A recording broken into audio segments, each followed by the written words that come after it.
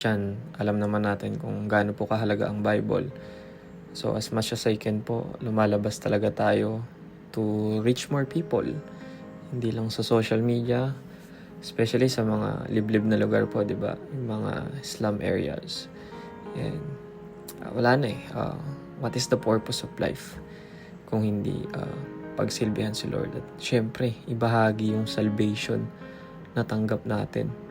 Hindi natin pwedeng sarilihin lang yon. Kailangan nating ipagsigawan sa lahat ng taong makasalamuha natin yung salvation na ino-offer ng Diyos sa atin. Yung libreng eternal life na binigay sa atin. Wala nang papantay dun eh. Kahit trillion, hindi kayang billion eh.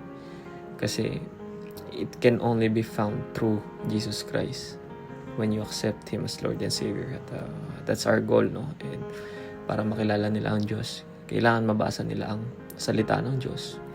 Kaya praise God sa mga opportunity na to na binibigay sa atin. A privilege to na isa tayong servant, isa tayong alipin at tagusunod ng isa at nag-iisang buhay na Diyos.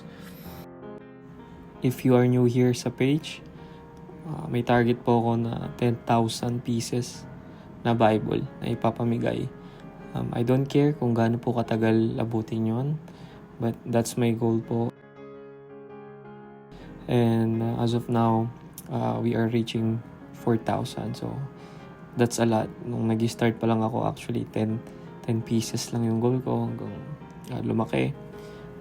Alam natin eh kung diyan tayo nabago eh sa pagbabasa ng salita ng Diyos.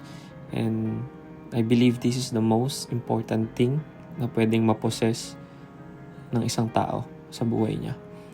Bukod sa tuturuan ka na maging, alam mo yun, mamuhay ng tama, wala pa akong nakikitang tao na naligaw ng landas o nagkandaloko-loko ang buhay nung nagbasa sila ng Bible. Wala pang ganon. Kasi salita to ng Diyos. It is alive and active. This is a divine word of God. Na talagang mababago ang buhay mo kapag binasa mo ng buong puso at isinabuhay mo. Walang kahit anong libro ang tatapat dito dahil ito ay salita ng Diyos. Sabi nga sa Bible, heaven and earth will pass away, but His words will not pass away. Ganun po kaimportante ang salita ng Diyos.